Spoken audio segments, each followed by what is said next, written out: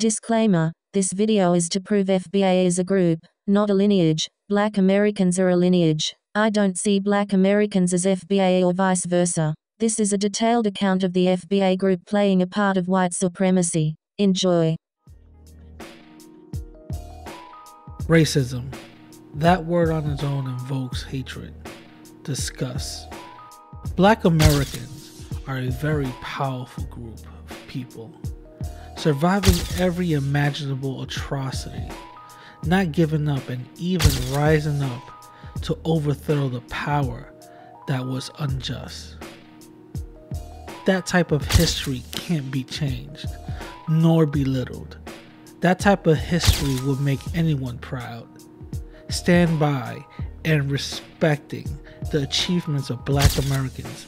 What they endured is not only the right passage through history, it's the one that other people tell stories about, other people make statues about, other people fight to preserve that beautiful history. But there are a few in the group that twist that history and use it to destroy.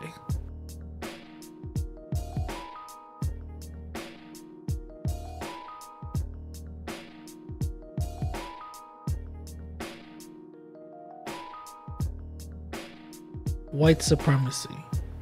When I say this, in your mind you should picture a Klan hood with a bunch of racists around, which we know that white supremacy means factions of white people who practice by speech, thought, and action that whiteness is superior and that non-whiteness is not.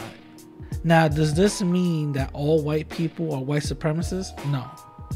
Just like every Latino isn't a cartel boss or every Asian isn't a killer ninja assassin. Which makes me go back to white supremacy and our definitions of it. Speech, thought, and action. Speech, thought, and action. Speech, thought, and action.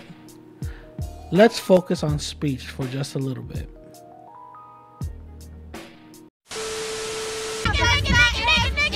She knocked my phone out my hand. Call me a nigger. Go ahead. I called you a nigger. You're a nigger. Nasty fucking nigger. Disturbing cell phone video taken at the University of Kentucky shows a white student attacking and harassing a black student and yelling racist remarks. I don't know why you hate us. Why do you hate us? Because we're Mexicans? I heard her from like the other side of the property yelling at my mom, go back to Mexico.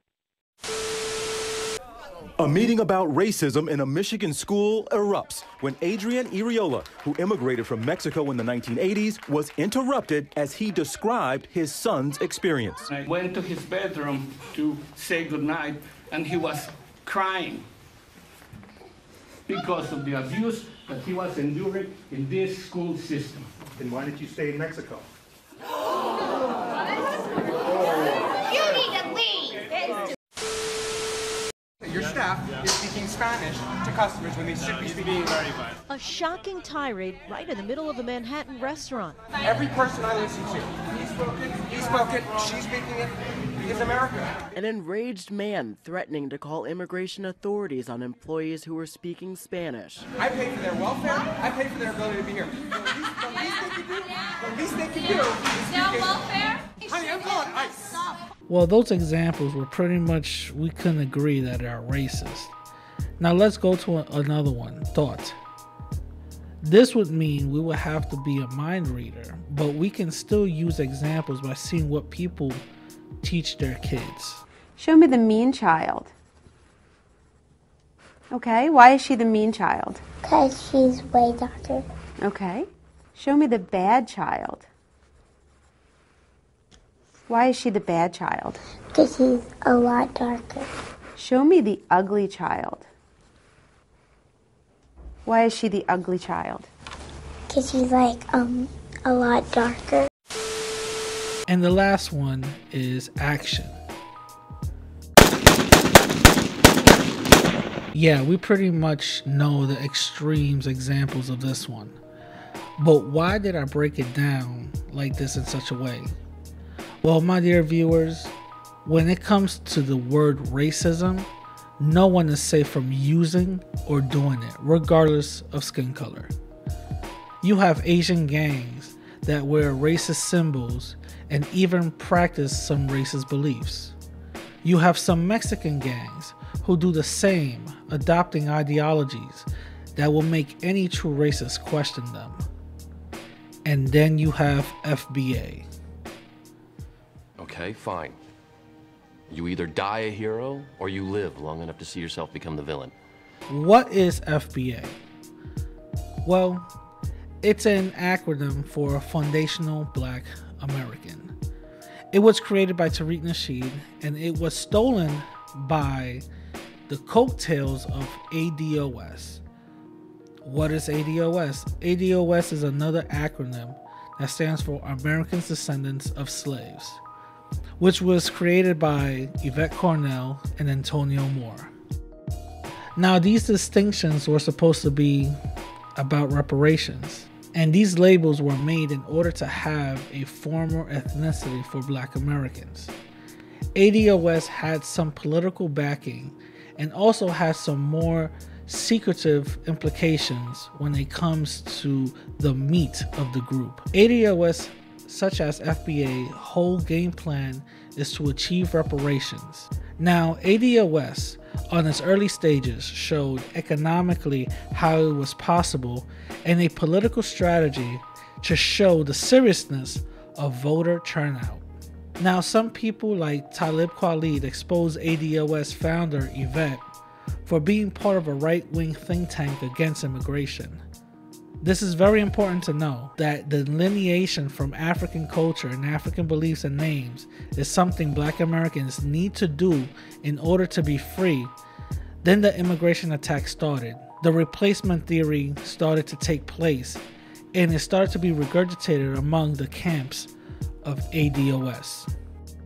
I will say this though, you as a white person, the immigrant thing is a whole nother thing. ADOS is an anti-immigrant group, which is why they quickly jump to immigration. When we're talking about reparations, all of a sudden the conversation becomes about immigration. That's on purpose, but we'll deal with that later. Yeah. They were wrong about immigration. They were wrong about a bunch of shit. But one thing they were very wrong about was slavery. And so the whole, just off top, before we even get into what my problem with ADOS is, once I found out about them, because I hadn't heard about them until they attacked me, but the name American Descendants of Slaves, I get what they're trying to do with that. But to me, a better name is American Descendants of the Enslaved. Because by saying they're descendants of slaves, you say our history starts with slavery, as if there's nothing before that. To say that you want to separate yourself from your connection from Africa when you're trying to get reparations based on the fact that we're enslaved Africans is crazy. Right, because what Tone pointed out was when me and Godfrey were speaking, we both referred it to African descendants of slaves. And he said, he said, that's wrong. It's American descendants of slaves. Then me and Godfrey talked about it afterwards. We're like, it's kind of the same thing. Yeah, I mean, like, we're not really shifting from the feel of, the overall theme of what you're saying. Well, you are, because the point of ADOS is to be nationalistic. That's the whole point. As opposed to being Pan-African. Yvette Cornell, the founder of ADOS, did a video called Pan-Africanism is Dead. That's a problem for me. Right, I'm a Pan-Africanist. Right, because your parents are Pan-Africanists. That's right. And any pro-Black person who's really about their shit is a Pan-Africanist. How dare you try to separate us from Africa? How dare you? Right. That goes against everything that's the Black agenda, the Black code, whatever you talk about. Tone Talks has a video where he breaks down how he went to 23andMe or whatever, and he did his Ancestry.com or whatever, and he broke down his DNA. And according to Antonio Moore, Tone Talks, he said he's more European than he is Black.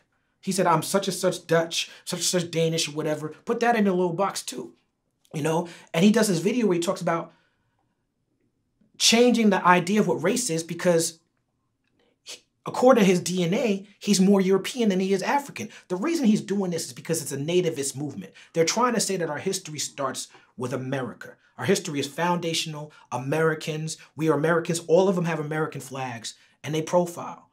When 9/11 happened, my name is Talib. It's a Muslim name, right? I was born in Brooklyn. My parents gave me a Muslim name. When 9/11 happened, I seen a bunch of rappers rapping American flag bandanas around their head on some patriotic shit. That was confusing to me as a member of hip hop culture, because hip hop culture has always been against the status quo. It's always been against the system. So since when did we start repping the American flag? I roll with Dead Prez. They burn the American flag. That's what we do. They burn the American flag? Maybe. They burn the money. They burn the money. Okay. They burn the money. But the money is the flag to me. I feel you know what I'm saying? Yeah. And, you know, I'm not going to speak for sticking them if they would burn the flag, but I imagine that they would. You know what I'm saying? But we anti-establishment over here. Yeah. When you talk about build a wall and you talk about keeping immigrants out, you're talking about being the police. But they say you're an immigrant first. That's the thing. Yeah. This is why. I couldn't understand why the vitriol. I couldn't, okay, clearly I'm pro-reparations. Okay, we see Donald Trump different.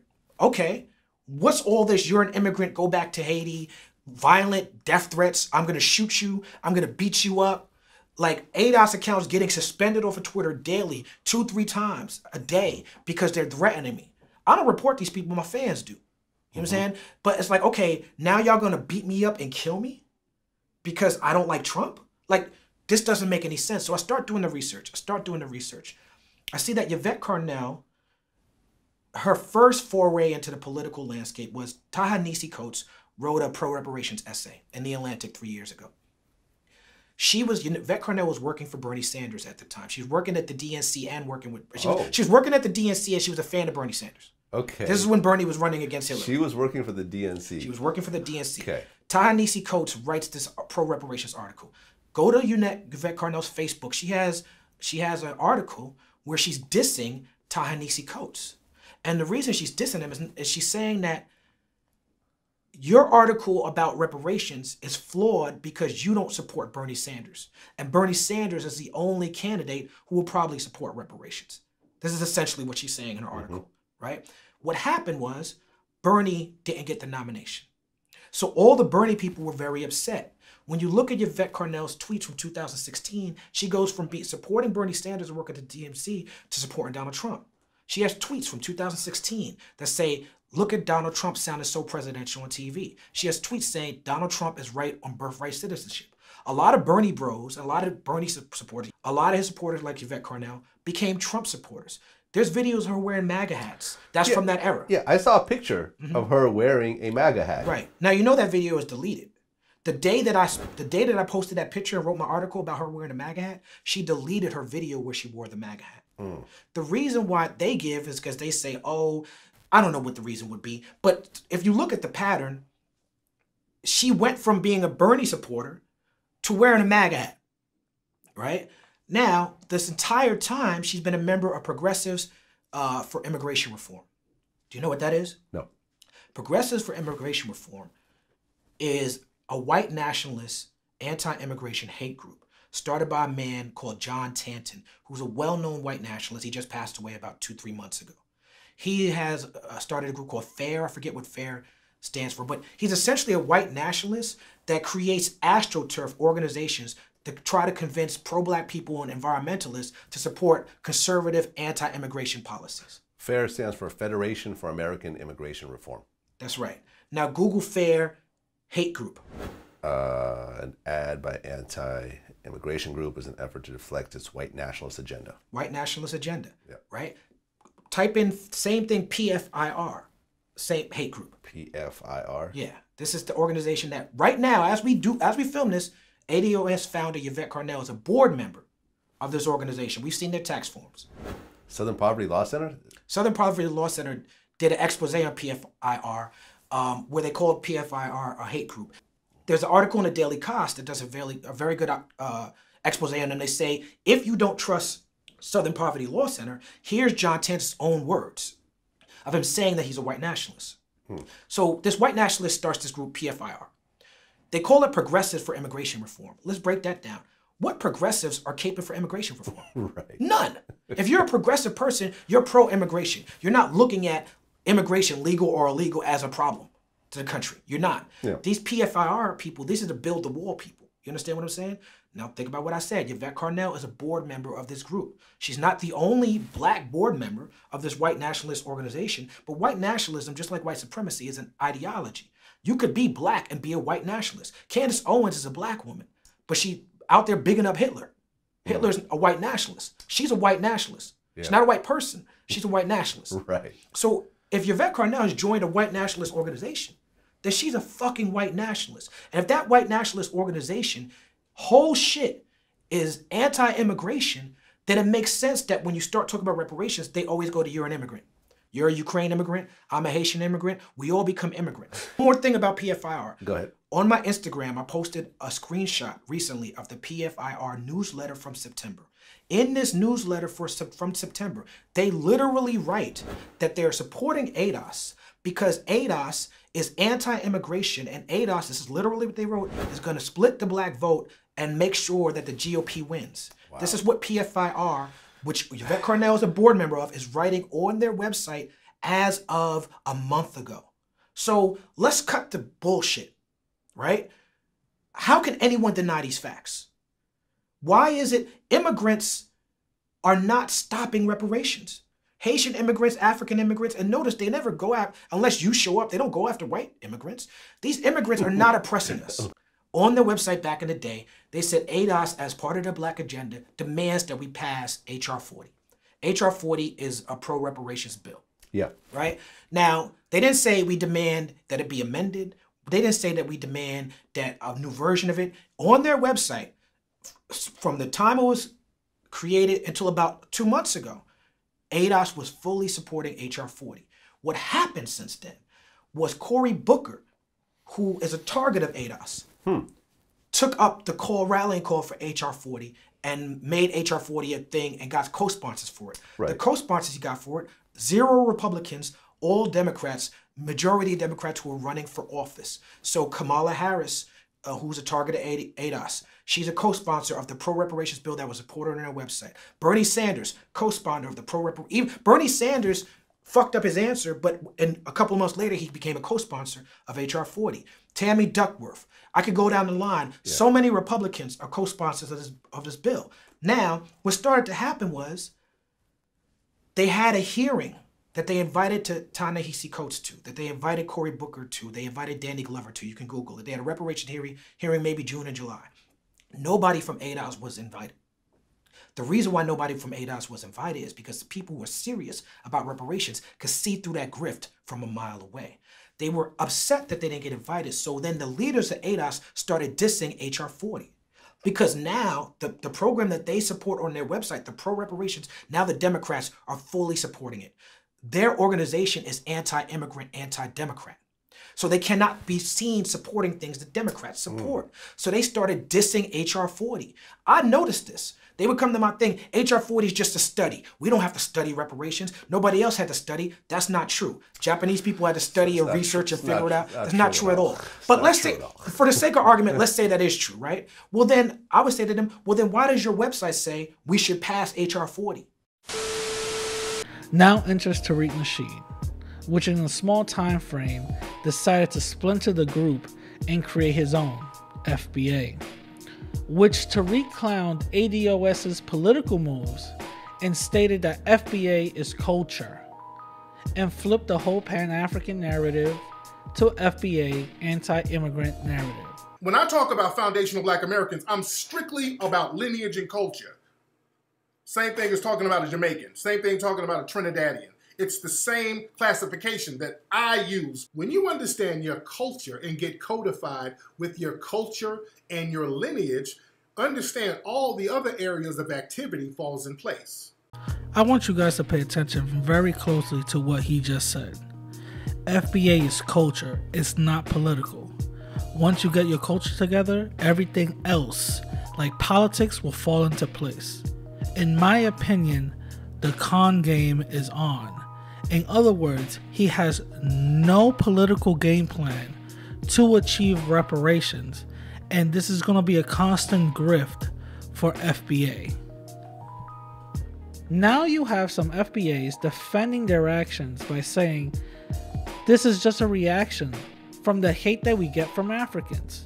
foundational Black Americans to start saying shit back. Like, nigga, you in a country that we built. You didn't come. Your people is from Venezuela. You don't have no history here in America. You didn't contribute nothing here in America. Why don't you go back home? It get like that. It get heated like that. Well, let's discount that talking point.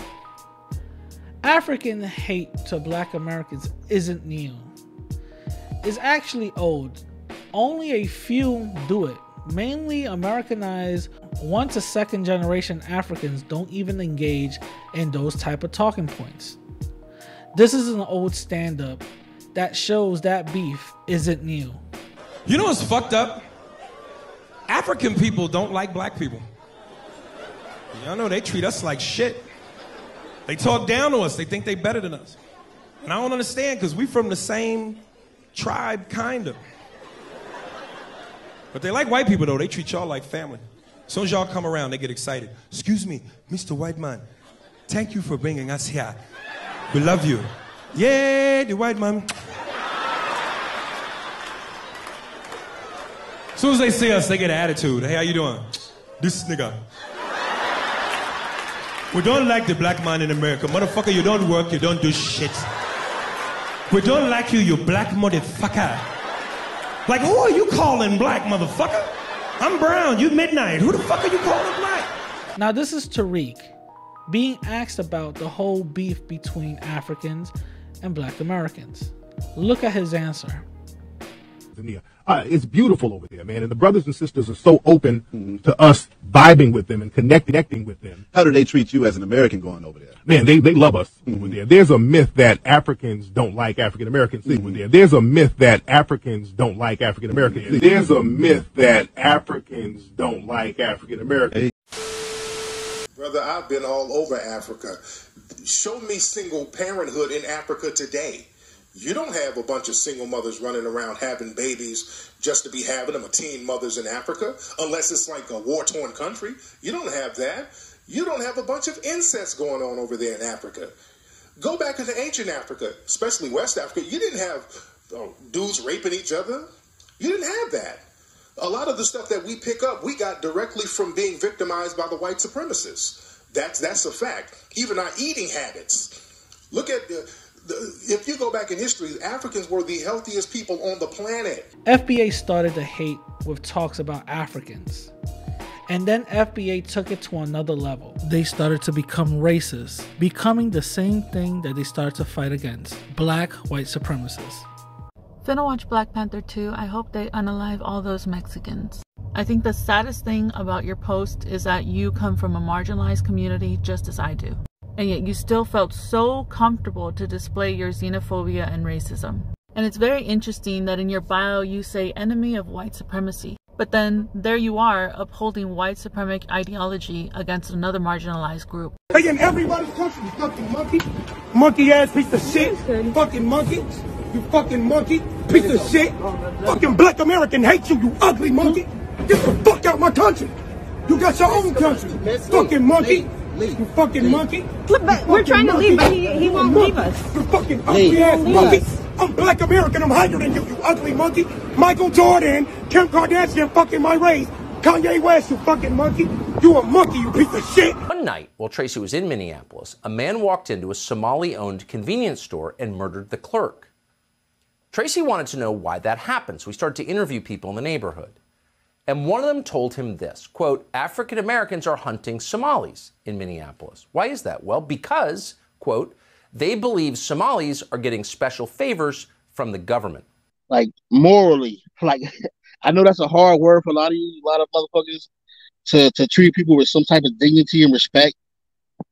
You know, like, I know that's kind of hard, especially for, like, a lot of people that come from these little shithole countries, because it's all about them. They don't care about the next person. Immigrants are not hard workers.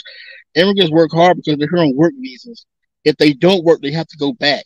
I've noticed that with a lot of immigrants, they don't care about anything else with themselves. They have a mindset of fuck everybody.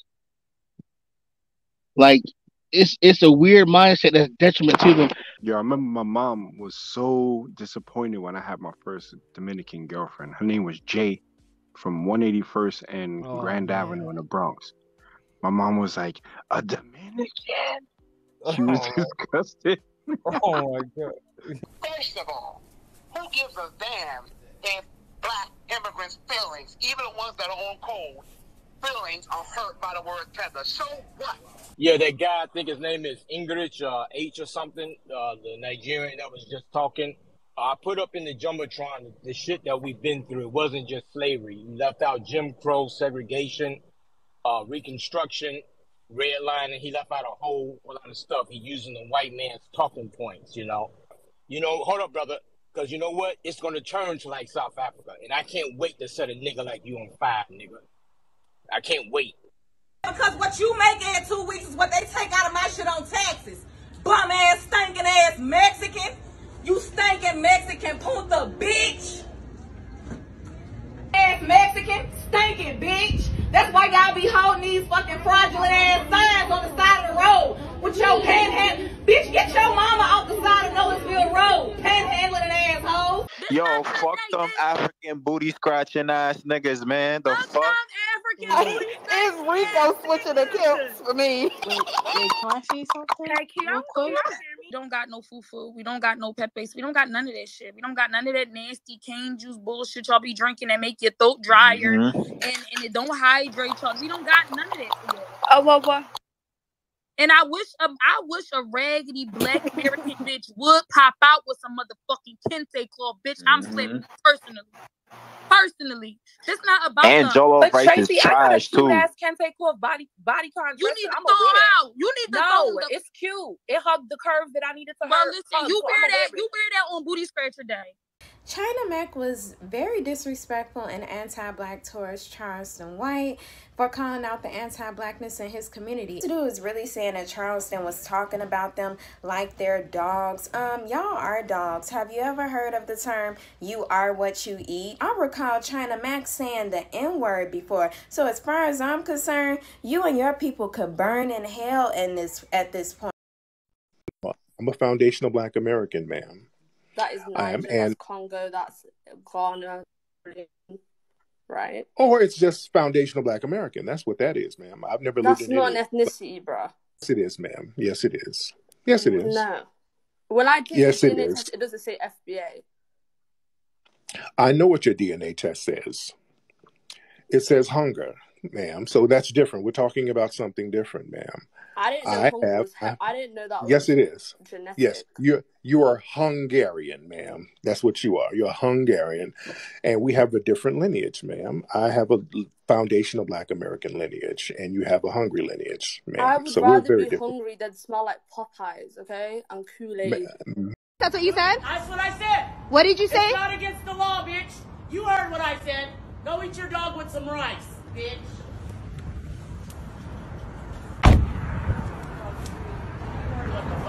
She said, go eat your dog with some rice. That's what I said. Go eat your dog with some rice, bitch. That's what I said. It's not against the law, ho. Fuck you. Retarded ass, bitch. Record her funky smash face ass. What did I say? You said go eat your dog with some fucking rice? Yeah. Yeah, post that. Yeah, post that. Fuck you, bitch. Make sure you get me good, ho. Oh, I did. You don't look good, but I did. Your country, bitch. Now, there's tons of black Americans that don't know what FBA is because it's mostly online. But they do deny the label and reject the FBA acronym. Compared to FBA and Tariq, but we're not letting him run nothing down at all. Wait, hold up. Compared to FBA and wait, y'all not FBA no more? I'm a black American. Thank you. Thank you. That's all I'm gonna say. Is just thank you. I'm not gonna run with that. Welcome back. Welcome back. It's a start. If you can help convince the other. So wait, so that's a group then. Let this motherfucker. I'm a black American. I'm gonna leave it at that. I've never heard of FBA until I got on Twitter. I haven't been questioned about my ethnicity so much. It got ridiculous because I disagreed. I'm now considered a tether. That word is racist, by the way. The FBA ideology stems from nothing. These are individuals who want to matter in life. So being a part of something while being puppets of white supremacy is lost on them. These are uneducated, moronic idiots who follow something they know nothing about, repeat things they know nothing about. I'm a black American, and I was never asked to be FBA, nor given an opinion to have others represent me. Black American is a lineage, not FBA. Black Americans are way older than any online hashtag. What I want to do is clarify for all African Americans, Black Americans, that we are not FBA. You see, Black Americans or African Americans are the kindest groups of people in America. FBA, right? Foundational Black Americans, which is a phrase, okay? I want you to keep in mind, it's a phrase, but it doesn't represent African Americans or Black Americans. Most African Americans and Black Americans, we don't even know what FBA is. You can ask you can go outside in America randomly, ask an African American what's FBA. They will not know what you're talking about, okay? They won't know what you're talking about. So I just want to make it clear. FBA is a cult. Its leader is a pimp. FBA are the lowest denomination of African Americans. Lastly, I'll say hate is hate. Don't find excuses for it. Peace.